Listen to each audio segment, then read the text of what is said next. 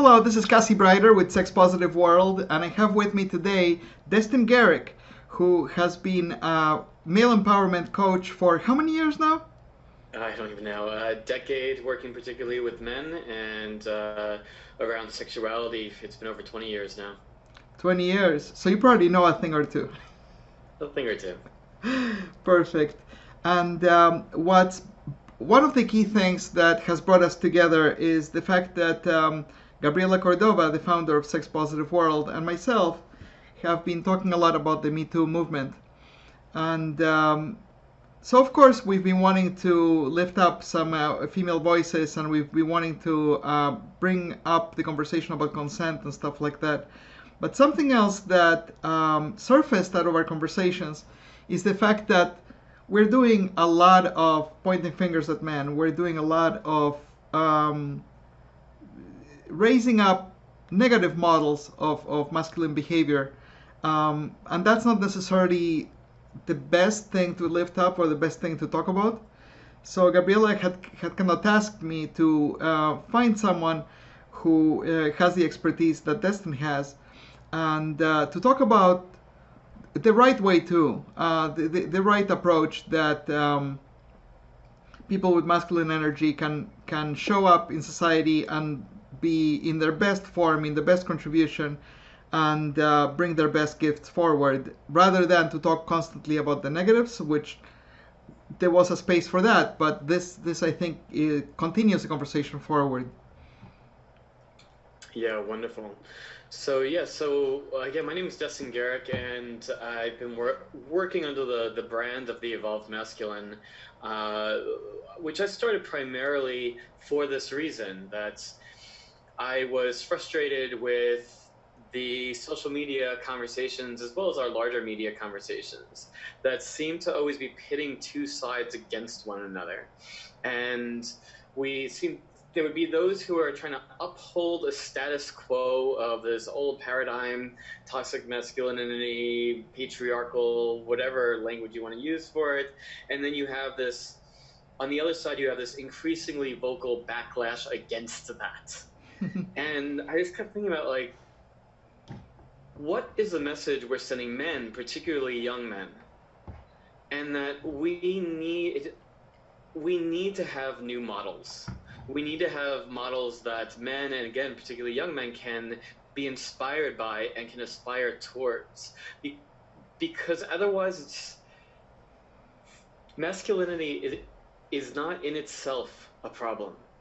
We have a rather distorted concept of masculinity that thrives in our society at present. Um, but I think more and more of us are recognizing that there are these aspects of what we've been told is masculine, that it's okay for us to let those go. It's okay for those to even die out. And there are other aspects of masculinity, of healthy masculinity, and more evolved masculinity, that we could actually use far more cultivating of as men society-wide. And so I've brought a lot of attention over the past decade, particularly first and foremost in my own life and my own development, and then the work that I do, to highlight an alternate possibility. Yeah, and I'm really thankful that you're doing that work. There's an expression that got tossed around quite a lot over the past few months, and that expression is toxic masculinity. And there's a misunderstanding that arises from that because the phrase is a little poorly constructed because it leads some people to believe that what we're saying is that masculinity is toxic, and it isn't. But what the phrase is trying to say is that there are some aspects.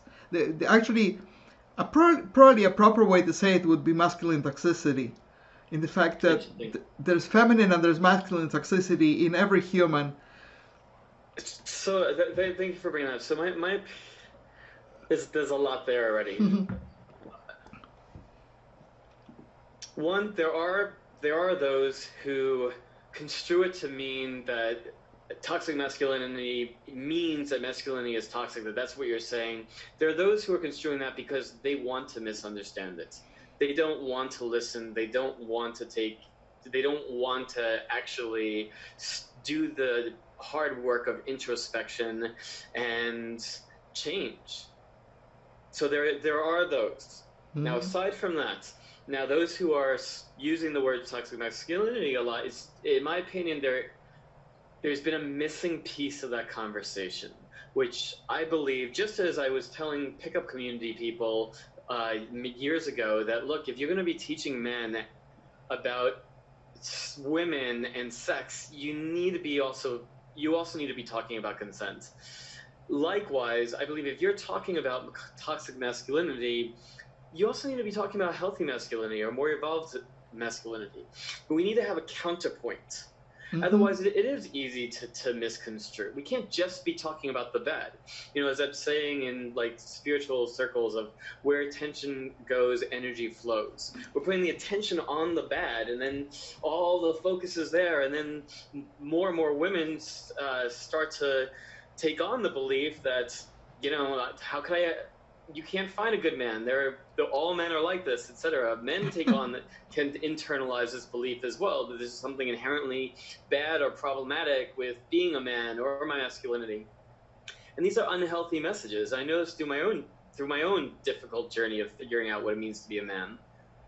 So we in my opinion, yes, I think that's fantastic that we've come to a point where women have drawn a line in the sand and say, there's shit that we've been putting up with for way too long, which we're just not willing to put up with anymore.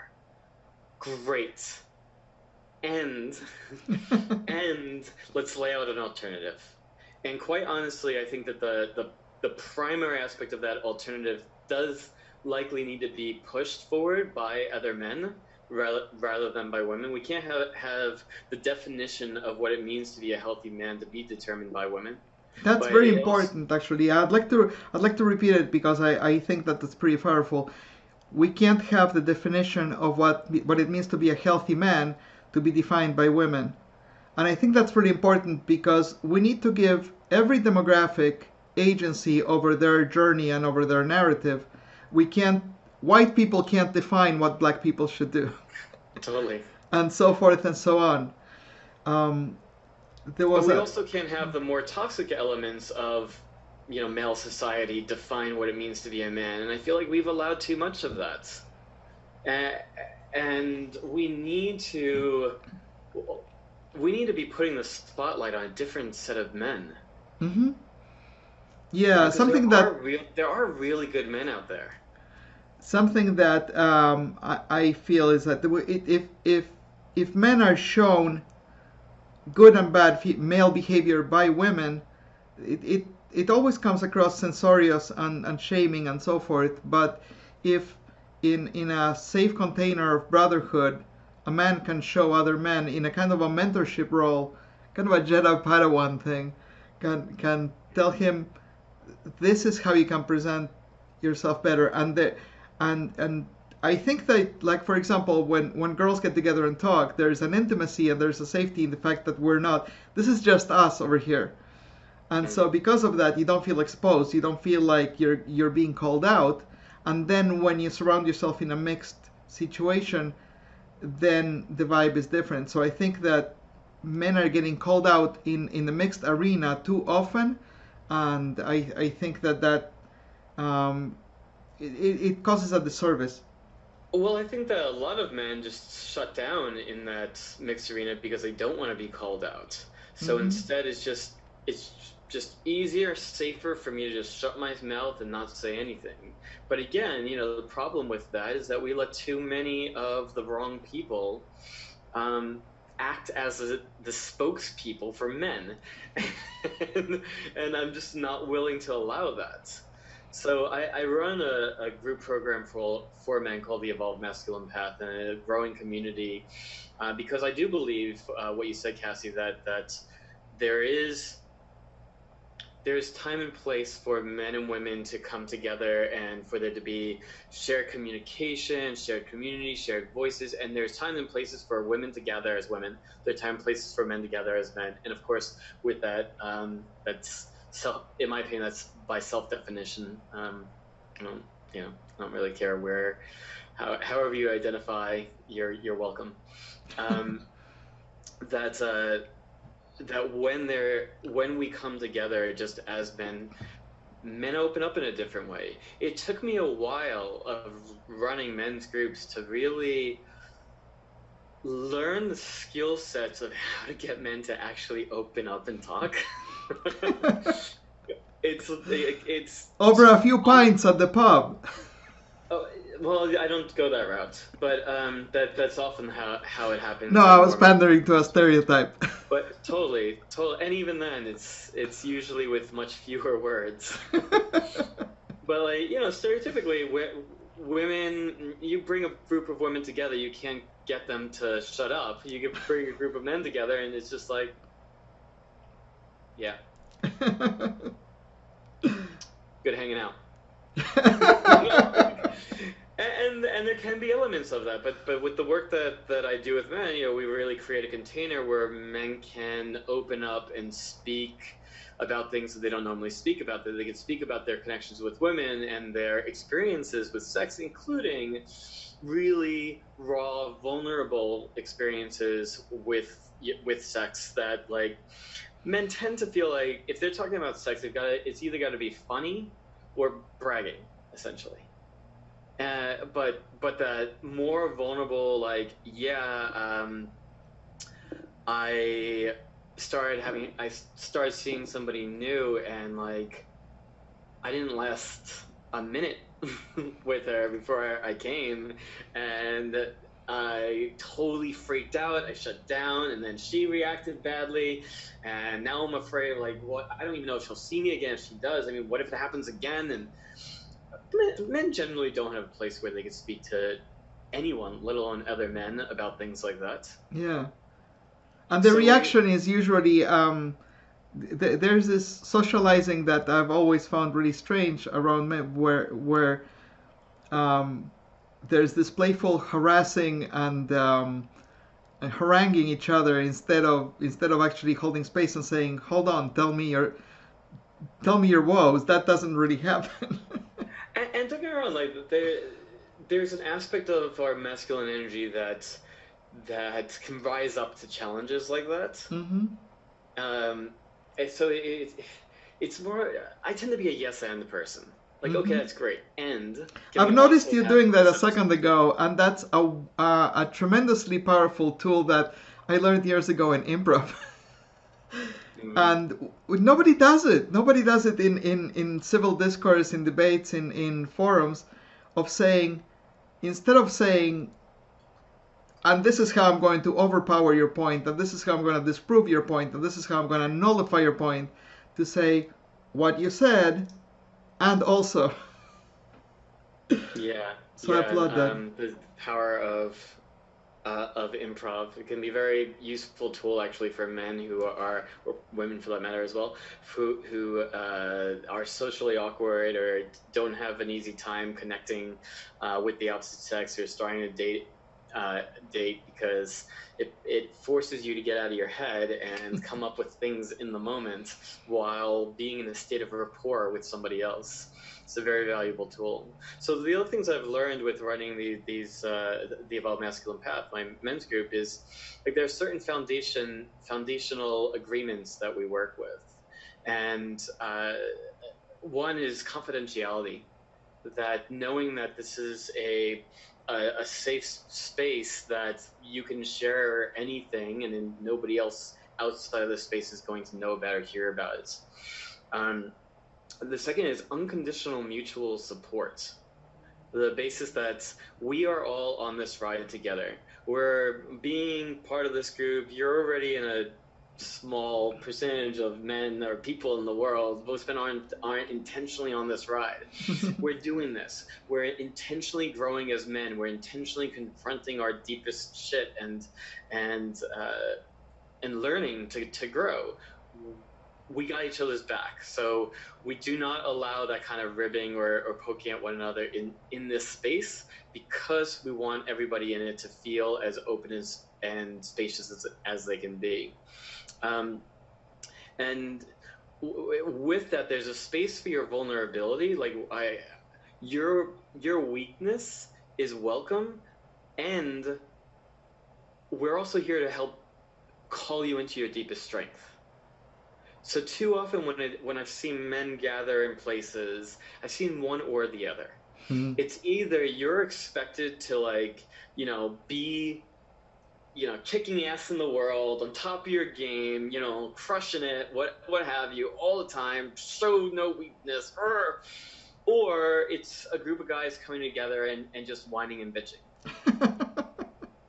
And there is, like, often there is a happy space between these things that your pains, your wounds, like, they're part of your humanity. I want the fullness of your humanity, but I'm also here to remind you that you're a powerful motherfucker. You may forget that. I mean, you may not be in touch with that at all, but we're here to help you, draw you into that. And I want to see what he's capable of. I like that very much, and I see that dynamic playing out in women's groups too. The fact that it either goes into a bragging stance or it goes into a whining stance, and seldom does it run that middle line where we're genuinely sharing. But it's really good to do that work. What is the structure, the format of the Evolved Masculinity? What would somebody expect to see at your events? And are they multi-day events? Well, first of all, the programs that we run, we have men all over the world. So we have things that are in person and a lot that's more digital. Mm-hmm. Quite honestly, you'll always get more people who are willing to do this work and engage with it from the safety of their own home and in front of the computer than being in person in a space or in a room. They're both valuable experiences, and again, I put in years and mistakes and learnings to really find like what works best in each of these environments and how to weave them together. So yes, we run Evolved Masculine retreats, which are like 3-4 day retreats in Southern California, and then we have a multi-month and ongoing training program. So we have 3 major areas that we tend to focus on with these men. One is what I call Evolved Masculine Empowerment. This is to help a man really crystallize a vision of the man that he wants to be in the world. Too often we can kind of get locked into our story of like, this is just how it is, essentially. This is who I am, this is how it is, these are my problems, just gotta deal with it, essentially. But this is really about, like, who is your evolved masculine self? That part of you who has done that work, who has released the more shadow aspects of our toxic masculinity, what have you. Who is the version of you who has strengthened his direction, who has tapped into his sense of power, who knows how to make things happen, who is a creative force in the world, who is sexually vibrant. I've got a number of other descriptors, but let's stop there for a moment. Who would that version of you be? And let's detail out this vision of that you, and then use these different techniques that I've developed and pulled from different sources over the years to anchor that vision into your body so that you can access it, and then use these different tools that we've developed that I present through a 20 video training series to start to take that vision and start to embody it now. Like, what would it be like for you to take that version of you that we've just imagined and just practice being him? You might not be able to be him 24/7 suddenly, but what would it be like to just feel what it is to be him for a minute alone in your room? So it's an interesting process, unusual process that we've developed, but very effective. So that's the first realm. The second is what I call sexual self-mastery. If these past 8 months have been a mirror for us for anything, it's that, hey, there's something about the way in which large chunks of men relate to our sexuality that's kind of broken. It's not only is it not working for women, but quite honestly, it's not working for most men either. There's a lot of people who are not exactly satisfied. And so helping men really learn to master their sexual energy, first connect to it as an energy, and then how to work with that energy. That it's more than just, oh, I got hard, I want to fuck something, then I come, and then it's done. But that's thinking. I've encountered those men. Say that again? I've encountered those men. Well, again, I'm using the extreme Yeah. examples to explain it, but I think that we can all live somewhere on these spectrums at different points in our lives. One thing My, that I found absolutely delicious about your description of the evolved masculine is that it's about being. It's not about yes, taking and it's not about having. It's about introspection and self development. yes. And I'm counterpointing it to some degree. And if you'll allow me to compare, it might not even be a fair comparison, but comparing it to, for example, pickup artists and stuff like that, and the fact that pretty much all they speak about is how men can take, and that's Hmm. going to fulfill them. Whereas you So come from a point of view of how can become. thank you for picking up on that. Um, I spent years, particularly during the heyday of the pickup community, really trying to understand it, like what's going on over here. I was deep in the West Coast Tantra communities at the time when after the Neil Strauss's The Game came out and pickup community really started skyrocketing. Um, but ultimately, how I've come to think of it, and it's a broad range. It's large enough of a community that it has its better side and it has its worst side. Uh, um, but I still tend to see it as men manipulating other men's insecurities to teach them how to manipulate women's insecurities. And it's the very notion that you have to be playing this particular game, manipulating, coercing, convincing a woman to get into bed with you, in my opinion, is rooted in a certain insecurity. It's rooted in a certain sense, in a certain belief, conscious or unconscious, that a woman wouldn't simply want or desire to be sexual with you simply for you. Instead, she needs to be tricked, essentially, into wanting to. Women are sexual creatures. They have desires of their own. As you deepen your self-worth, as well as, yes, instead of like trying to figure out how to convince her or get in there in that way, use your desire for women and for sex to be your motivational fuel to become the kind of man that a woman is naturally drawn and attracted to. Exactly. I joke a lot about the fact that I'm rooting for the guy. I want to get laid. I show I show up at the date hoping that it's going to go well, and Hoping that he doesn't shoot himself in the foot. right, I'm like his biggest cheerleader, and then he opens his mouth, and I'm like, oh damn. So that leads to the third section. So evolve masculine empowerment, sexual self-mastery, and the third is what I call understanding and gratifying women. Mm-hmm. Women today are very different from their mothers and grandmothers. They're owning their voices, they're owning their power, they're stepping into positions of leadership, they're even owning their sexuality and their desires and fantasies, like, in a way that, again, their grandmothers probably wouldn't have been able to dream of. And quite honestly, a lot of men don't know what to do with it. And so this section is really about helping men understand, like, what does it mean to meet this woman, to meet her not only physically, but emotionally, intellectually, sexually, spiritually, so that she feels the wholeness of her being is being seen by you, felt by you, met by you. And that will have her melt for you, open to you. Come. Exactly. Now, I do think that at some point, we women create a little bit of a conflicting message, and I think that as the feminist movement has taken root, quite often we've defined, so this is how women should go forward, but we haven't clearly enough defined how men should go forward. One of the ways that I think this plays out the most, and not so much anymore now, but maybe in the 80s and 90s, we got to a point where it was really good for a woman to earn more than her man. And this would be empowering for the woman, and this would put her in a position of envy by other women. It's like, look how much I earn more than my man. And it was allowable to her, but it wasn't allowable for the man to earn less than the woman. So it would pit them against each other. And I think that we've done that a few times in the fact that we've kind of changed up the game, we've updated the rules for women. We haven't let the guys know. Mm. And so we haven't explained, oh, so these, and I think that's kind of what the Me Too movement, if you take away the anger and you take away all these layers of emotion, at the heart of it is we're saying, catch up, these are the rules now.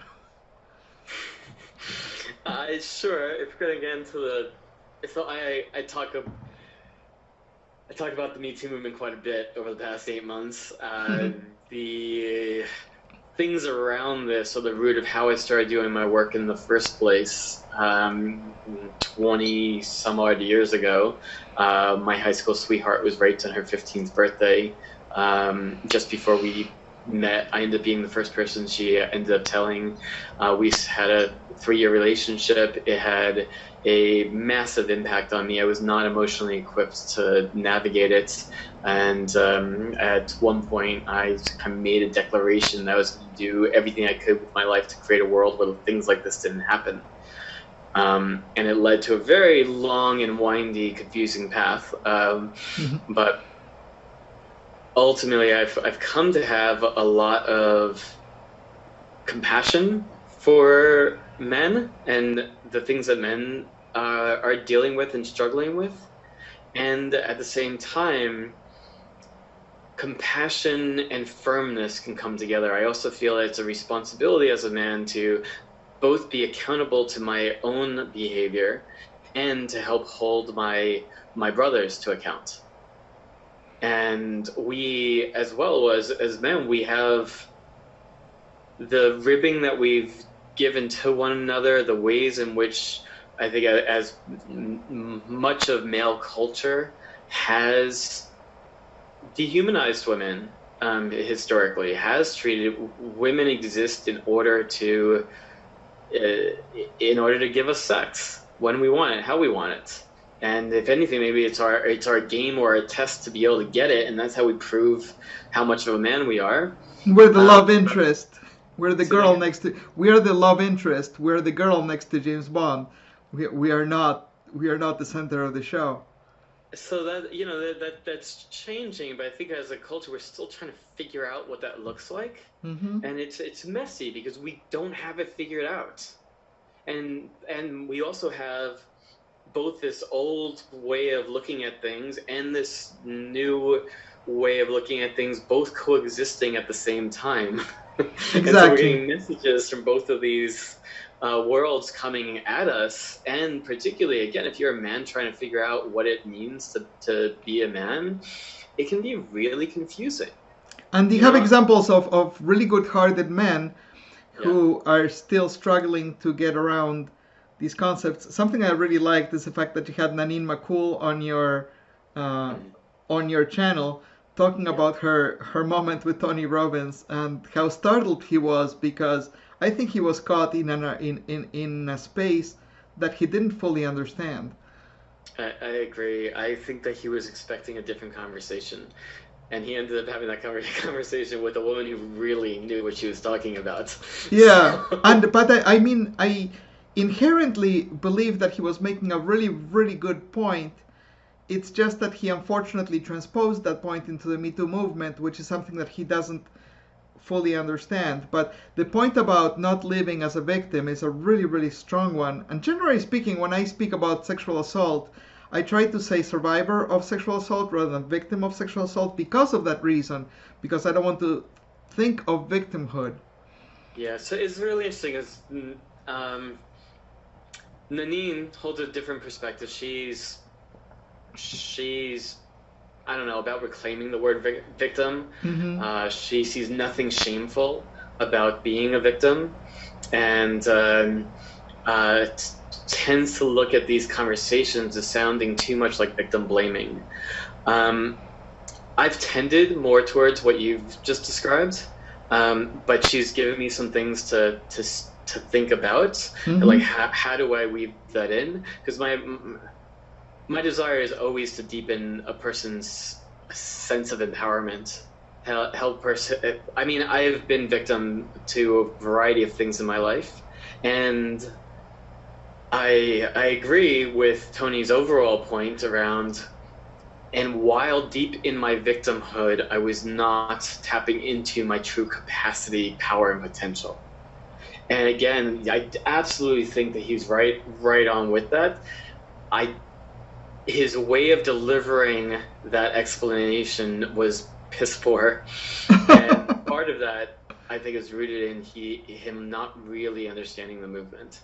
And also because it's just not his.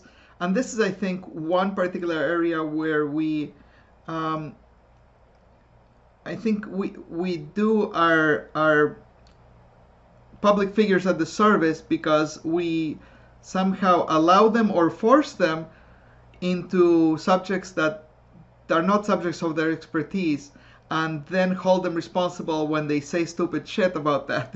And it would be wonderful for a celebrity to be asked an opinion about something that's not their expertise, and for them to just say, I'm actually going to be quiet about this because this is not what I speak about.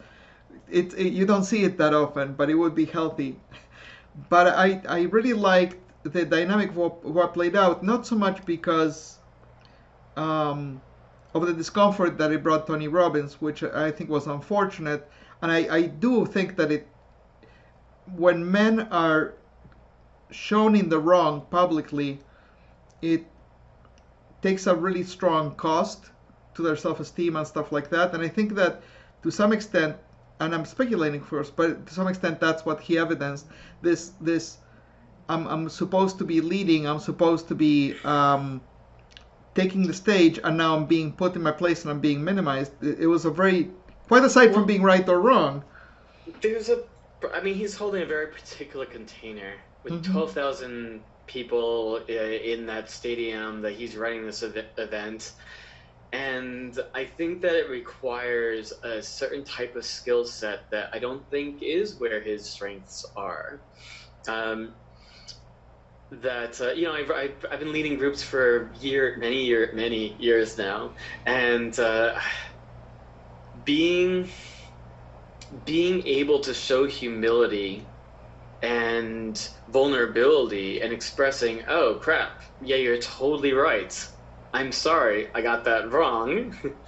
Please continue, etc. Things like that, like, don't have to make you look bad as a leader. In fact, it can make you look really good because it takes a certain kind of strength and belief in yourself to hold yourself even in that kind of a situation.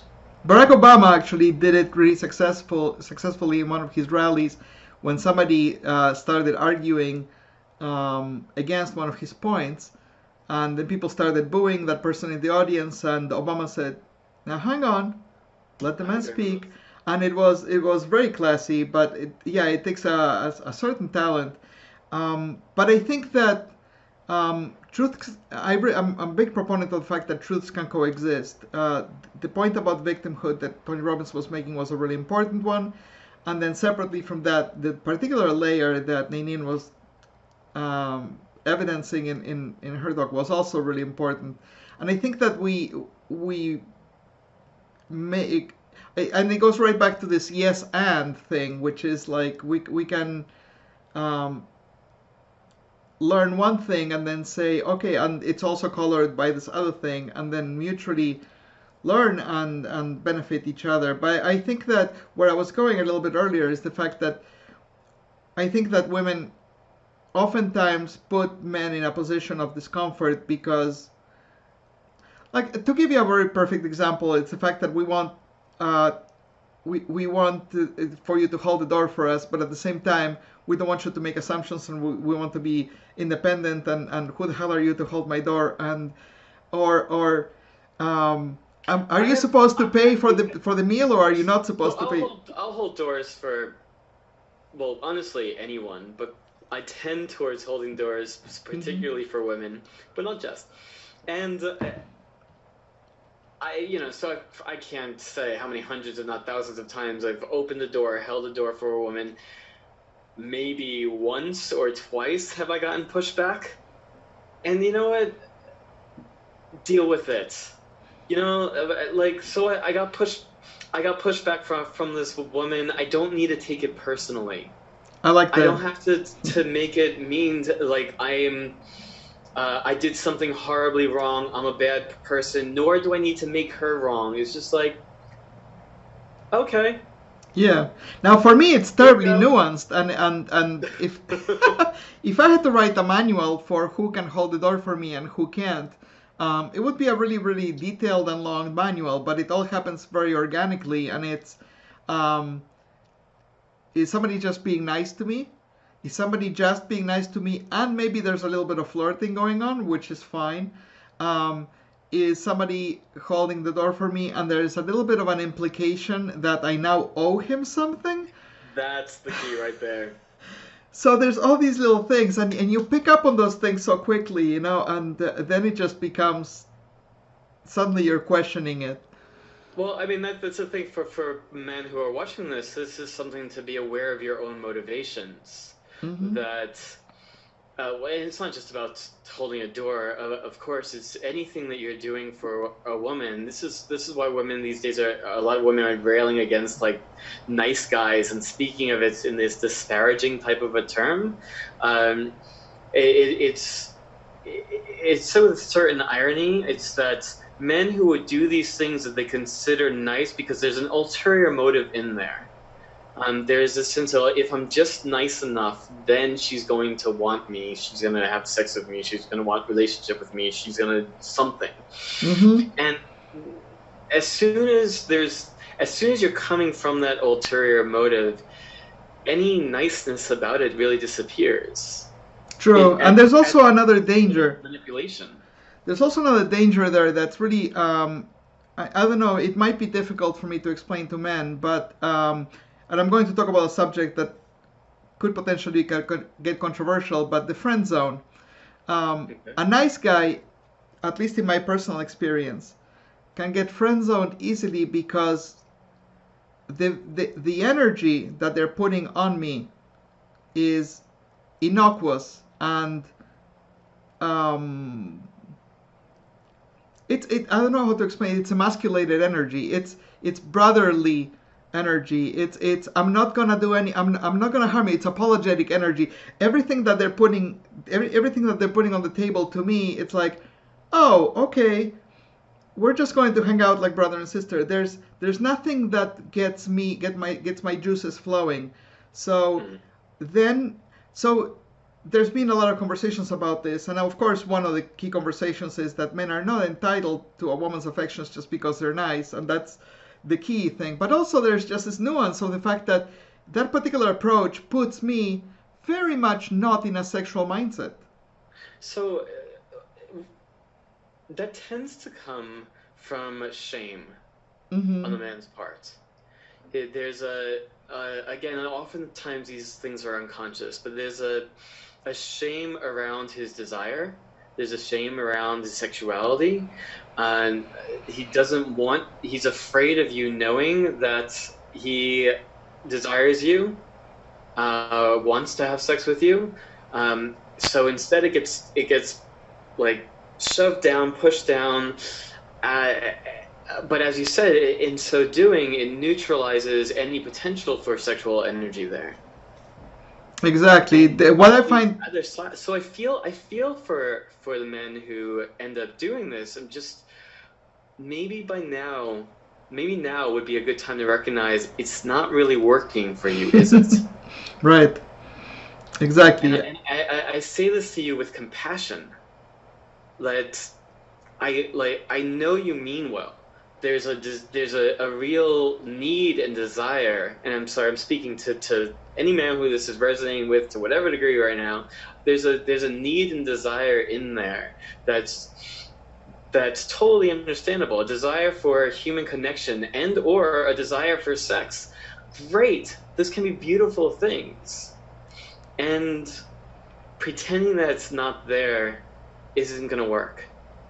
So yes, it's risky. It's risky to own your desire because the person that you're desiring may not feel the same way.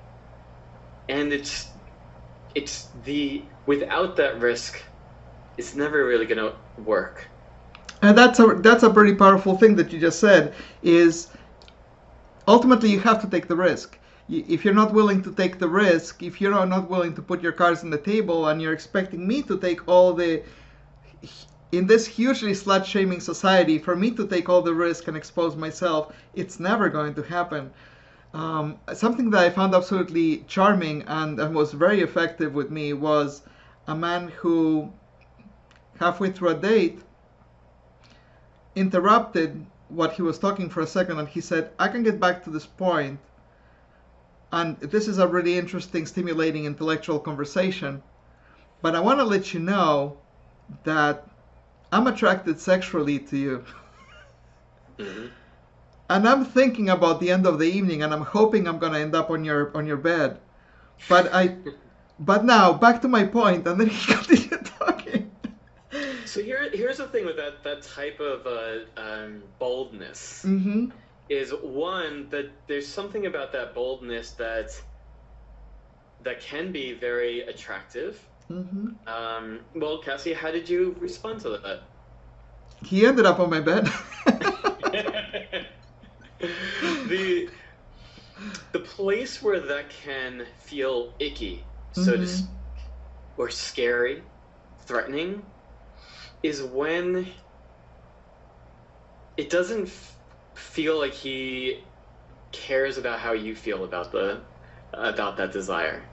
There was something that was really charming in the fact that nothing that he said in that announcement indicated that he felt he was entitled to it, or that he was expecting it, or that it was a given, or that I had given him any hope one way or the other. He was he just wanted me to know, and it was mostly just flattering. He wanted me to know. He says, "I'm gonna continue talking, but I want you to know that I find you attractive." And it didn't arrive to me as any kind of he's trying to take from me. Totally. But right it just there. felt like he had just said something vulnerable, and he had made himself available to me. And Yeah. So this is about owning your desire without attachment to a particular outcome. mm-hmm. This Oh. is what I want. It may happen, it might not happen. I'm standing in my truth, I am standing in my desire. And oh my gosh, that's huge. To respond to that how you will. The attachment to outcome is such a huge point. Can you elaborate on that a little bit? Because that's big.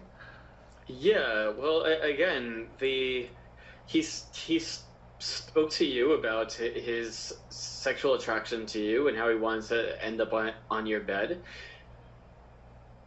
That's just a statement of desire. Now, yeah, he wasn't going to be mad at me if it didn't happen.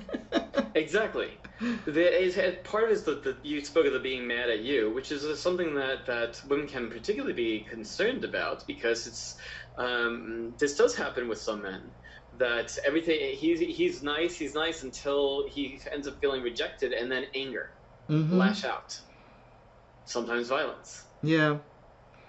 I think that we as women we can miss cues. We can misunderstand that we're building sexual tension or that we're building expectation, and I think that we can cause bitterness in a man because of the fact that we don't realize that we are maybe toying with his affections or something like that. I went on 5-6 dates. I think it was more than 5 or 6, maybe like 8 dates with this man, and I honestly couldn't make up my mind as to whether or not I wanted to be sexual with him. And I kept, throughout the whole time, I kept thinking in my head, what is it where am I heading with this? And I didn't realize that it was causing a toll on him. He was getting frustrated because I was not giving him a clear message. And so eventually I just very candidly told him that the simple fact that I have to think about it this long probably indicates that it's a no. Probably. Yeah. He was like a very, very nice man, just no chemistry. So you were asking about the desire without attachment to outcome. I love desire. Mm-hmm. I think that as men, we don't generally have that notion that we can enjoy desire simply for the experience of feeling desire. That if you experience desire, you're supposed to do something with it. I'm aroused. Well, can I fuck? And I didn't ask. Is it okay that I've dropped the F word We've more than come this once? far. New Yorker at heart. What can I But we're say? talking about visceral subjects, so I think that it's good to speak about them honestly. All right. So, so the but and another way that people speak about a desire is a feeling of being turned on, right? I like this phrase "turn on" because it's like a switch flipping inside of you. This like surge of energy or electricity running through your system. You suddenly feel enlivened, like, mm. Like you feel a desire in your body. And it can feel good. And can you simply enjoy that feeling, whether or not it goes anywhere? And it's one of those interesting paradoxical things because the more you're able to do that, the more you tend to actually get what you wanted in the first place. The Yeah. more clingy we get, there's this phrasing that one of my teachers says of needy is creepy. Oh yes, yeah, absolutely. When you get that, like, I feel this desire, I need and could grasp it, it can be the Hmm. biggest repellent. Yeah, and something that I heard recently that was really interesting to me is, well, I'm a mom. I have two kids, so I related to this quite a lot. Which is, if the vibe that I get from a potential love interest, male or female, is this kind of, "Mommy, can I get some candy?" This kind of whiny asking or needing from me, it just puts me in a completely different space. It puts me into a sensorial motherly space. It doesn't put me into a sexual space. I can't be the childlike, silly, not give a damn person. I have to be the responsible one. Sure. It just puts me out of a space, and I think that this is huge. You have to let people get into a playful and vulnerable space if you want to have them sexual, and so you have to build that moment of and so one of the things I have to feel for a man is that he's got gravitas, and that he can hold What do you mean by that? that he has substance, and that he has integrity, and that he can hold his own space, and that me being naked, or me being sexual, or me being vulnerable is not going to cause such fluctuation in him that I might be in danger, or that I might be or that I might have a bad experience. I need to know that he's centered in himself, and then Mm-hmm. I can be as goofy as I can be. So, explain to a man who might be a little confused by what does that mean. How can you tell when a man is centered in himself? um, wow, I've come to this concept without giving it a lot of thought. But now that we're here, so something that's really important to me is, in this specific example of when I'm going to get naked in front of a man, I need to feel safe. I'm not only vulnerable, quite vulnerable physically, but I'm very vulnerable emotionally. I mean, in my particular case, even more so because I'm a trans woman, but a woman in general. Um, so I need to know that he is going to be responsible for his actions. He's going to be responsible for his words. Very important. Yeah. And that he's going to be responsible for the way that he approaches me. Um, that he's not going to act like a 5-year-old brat. That he's going to be a man of integrity. Um, and then that and this is pretty huge, that he knows his boundaries and that he's going to respect mine.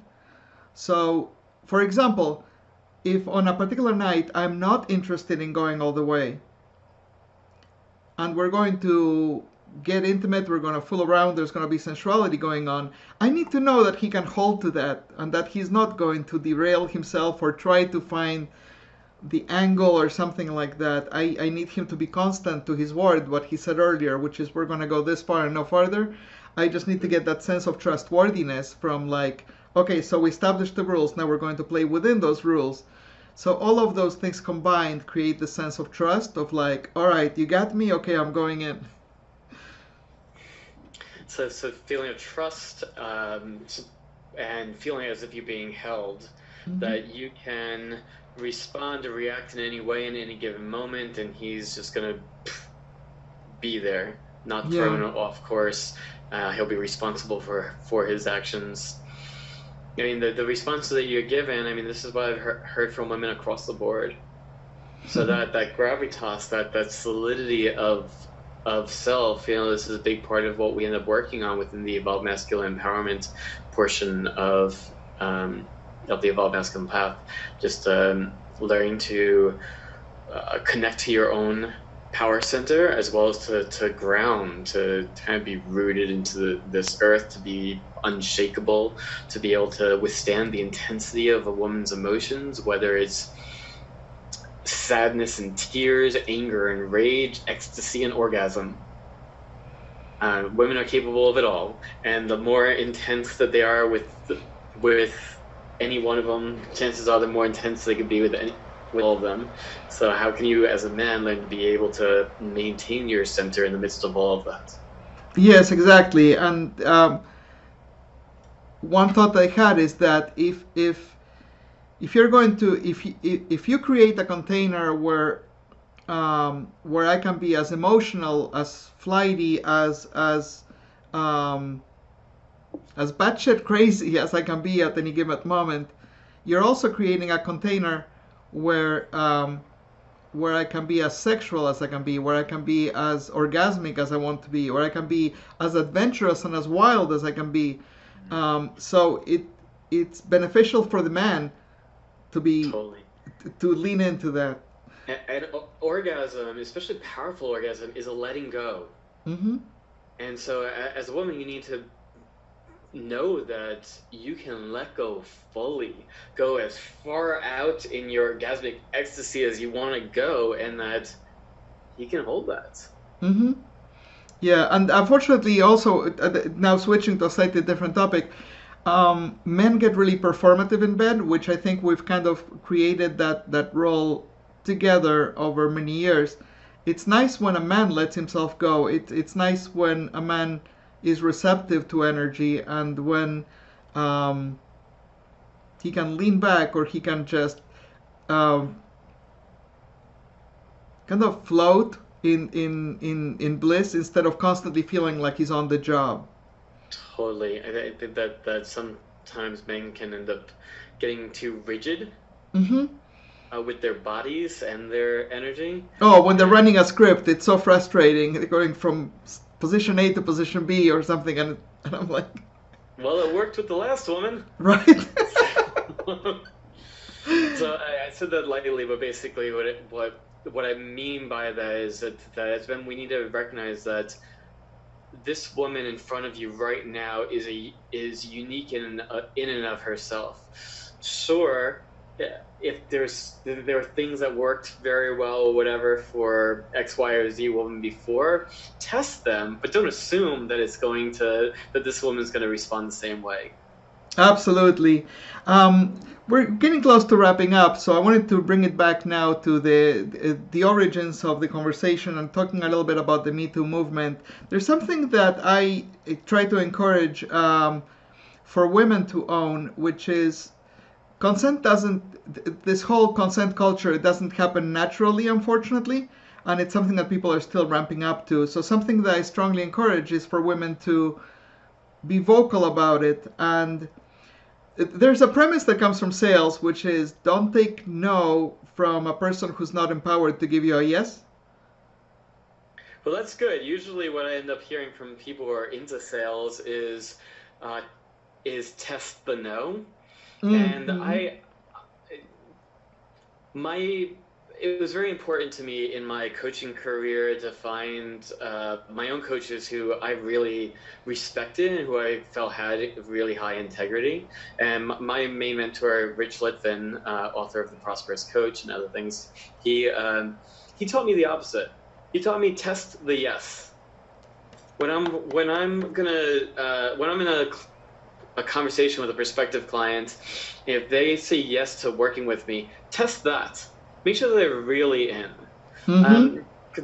that process of working with a client around deep transformational work really requires a client to be all in. And so if they were convinced or connived or sort of reluctantly went along enough to hand you their credit card or what have you, they're not necessarily going to feel good about it afterwards. And then with that, they're not necessarily going to want to remain in the relationship and continue to show up. And so likewise, instead of, if you're getting some sort of resistance from her, to be focused on how can you push that and test to see if you can really get in there, especially in this mode that we're in right now. If you're getting some form of a yes, verbal or nonverbal, how can you test that yes and make sure that she really is a full yes? I mean, yes, in part to protect yourself as a man, but also, I mean, I don't know about you, but a woman letting me have sex with her does nothing for me. Right. Well, Like, I want to wouldn't it be feel great like if you know I that? want it. Yeah. Wouldn't it be great if you know that they're 100% enthusiastic Fuck about fucking yes. you? Yes. Sorry, I did it again. Exactly. No, but I mean, so the point that I was trying to impart is, in speaking to women, what I'm saying is, make sure that the person that you're with understands that you're fully empowered to give a yes, and that this is not buffer or gatekeeping or anything like that. This is the way a yes is going to sound is like this. Jen Gonzalez, the sexologist in San Diego, who is also part of Sex Positive World, says this really clearly, which is, she told a man, she said, I'm a woman over 40, I'm a sexologist, and I'm a slut. The way that you will know if I want to have sex with you is because I will say, I want you to fuck me. It will not be a subtle little cue that you might miss if you blink. You will know. Do you know what I mean? And so Okay, if you... here's my addition to this conversation. Mm-hmm.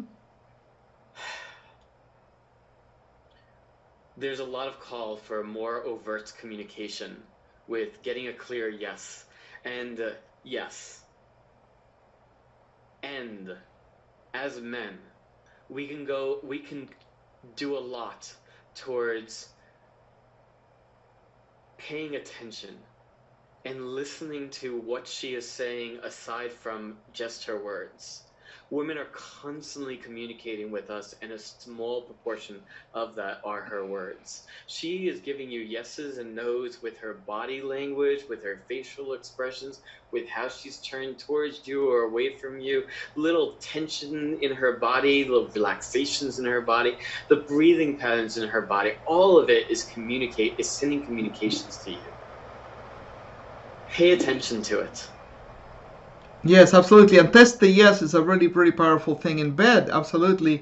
And this is again borrowing from Jen Gonzalez, the fact that she was with a man who would start, and I'm being really graphic, but in the act of intercourse, he would be pumping, and then he would slow his rhythm down, and then she would have to say something like, "Go on."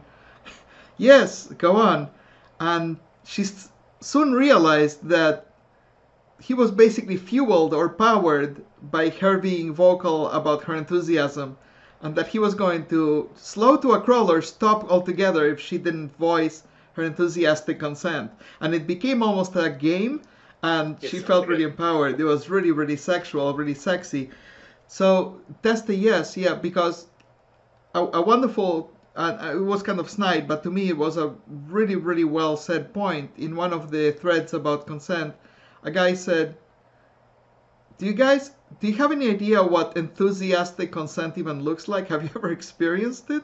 Because if you're always trying to like get in there and work around objections and... Well, let's be fair. Where have you seen it? Where have you seen models of enthusiastic consent? Okay, I'm not negating your point, but I have a couple of thoughts immediately. Please. I tell my daughter, let's go to Sub-Zero.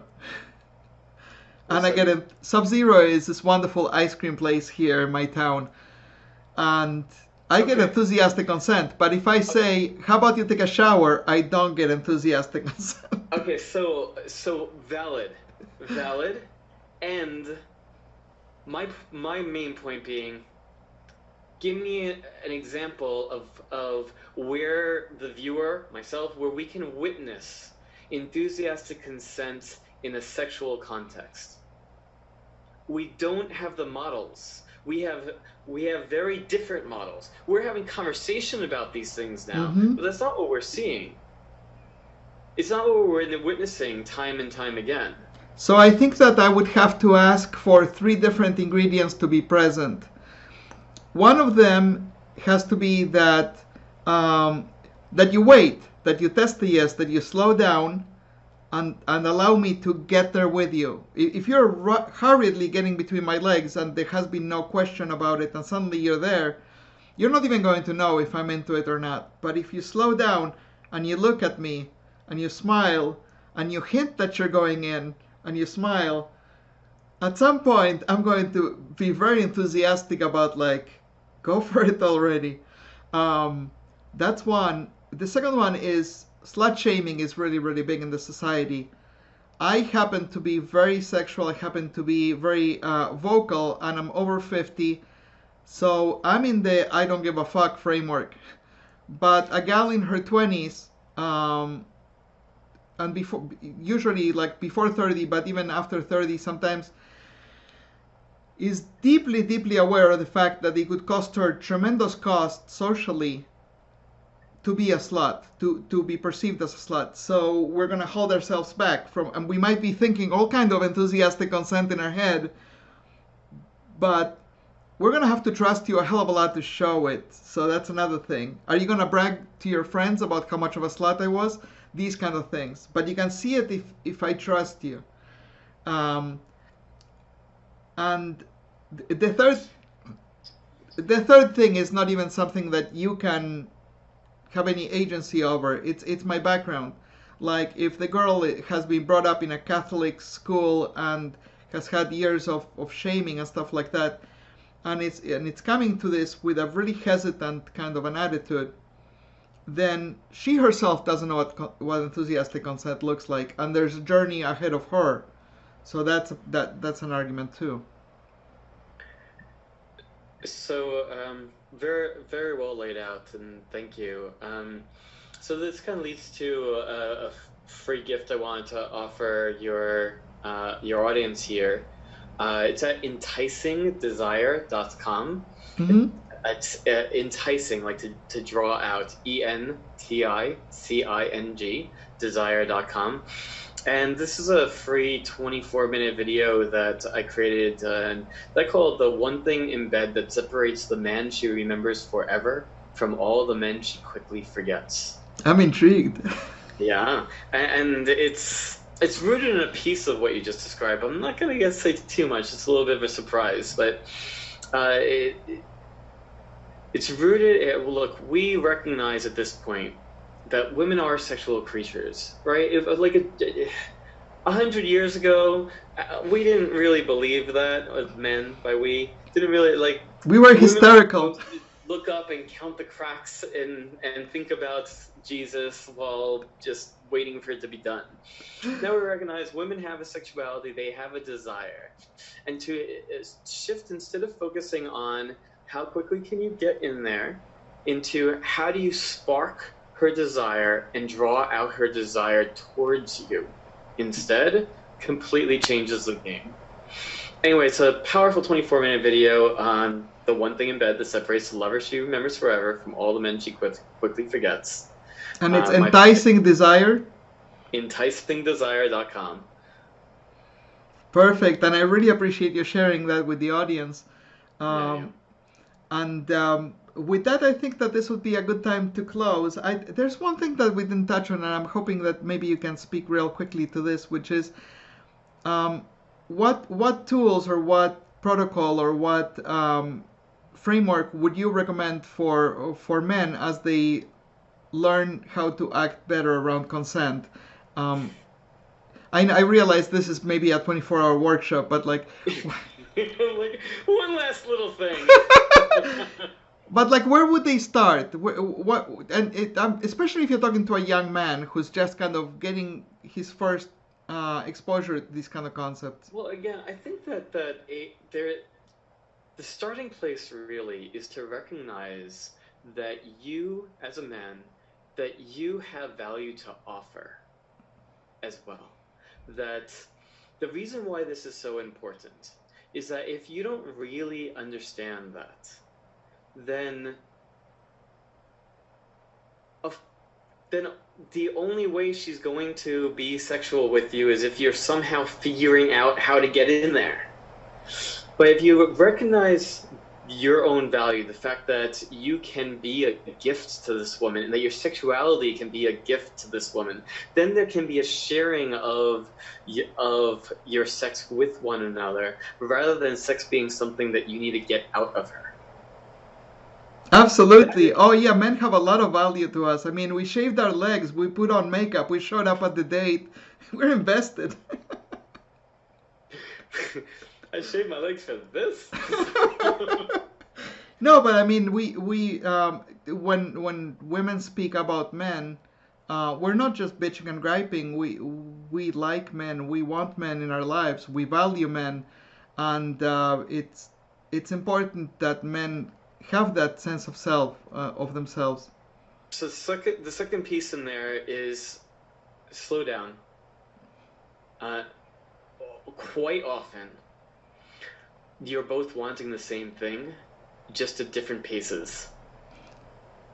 And that if you can slow down and really match more of the pace at which she's ready to unfold, so to speak, you're much more likely to get what it is that you're wanting. But if you're both moving in this direction, she is moving in this direction, but she's moving like this, and you're trying to move like this, she feels that and contracts instead. So instead of continuing to move forward, now she's not moving forward at all. And then you might push more, and then she'll contract more. Push more, she'll contract more. You see, Oh, true story. The way men shoot themselves in the foot. So true. Thank you, Derek. I really like that last thing, Dustin. The importance of matching pace is really important because unfortunately we quite often are a little bit slower in pace. Yeah, but once you're warmed up, you can just keep going. Yeah. Very true. Dustin, I really appreciate that you gave me this time. I will encourage all the viewers. We're going to post enticingdesire.com as a link when we post this video. And I'm hoping that we can continue these conversations. Yes, me as well. And I know you mentioned the Nina McCool interview. If anybody wanted to watch that as well, please just reach out to me, or we'll include link. Either way, ask me for it. It's in my Facebook videos section. You could always follow me on there as well. Just facebook.com/Destin Gerek profile, or facebook.com/Evolve Masculine. All to find out more. I'm constantly creating things. We do a weekly Evolve Masculine Tuesdays live stream now, where we tend to cover something that's very up in our larger cultural conversation right now that has to do with men, women, those dynamics, sexuality, something in those regards, and try to look at it through the Evolve Masculine lens. And of course, if overall you're just a man who's looking to be a better man, we're here and want help. We're here to support and help that process, and can likely do more to help you in that than you're even realizing at this moment. And lastly, my big enjoyment these days is our Evolve Masculine leadership training. So if you are somebody who works with men or wants to begin working with men, our next round starts September 11th. We're already in enrollment now. This is the upcoming generation of leaders who more and more men right now are introspective, are looking at how can I be a better man? How do I do this better? How do I relate to women better, etc.? The time is really ripe if you're wanting to step into this space or do it better. We have an incredible training program, and I mean, I built these skills up over 20 years. I put a crazy amount of time, energy, and money into building them. And I have put a lot of energy as well into learning how to deliver it in a much shorter time frame to you so that you can bring it into your own work. So please, evolvemasculine.com/leadership, or just reach out and let's get that conversation going. That's terrific. Thanks for sharing that with us. And I'm so glad that we were able to fit this interview in. I know that you're headed for Tokyo very shortly. I am. Yeah. You may have heard a baby crying in the background here and there. We have my wife and I have a 4.5-month-old baby girl, and we're heading to Japan so she can meet her extended family. And also, we just want to make sure Japan is part of our baby girl's life. And her mother is Japanese, and make sure that she has that bicultural upbringing. Oh, that's wonderful. Have safe travels, and thanks so much for giving me this time. I'll put this video up shortly, and I'll send you the links. I look forward to it. Thank you so much, Cassie.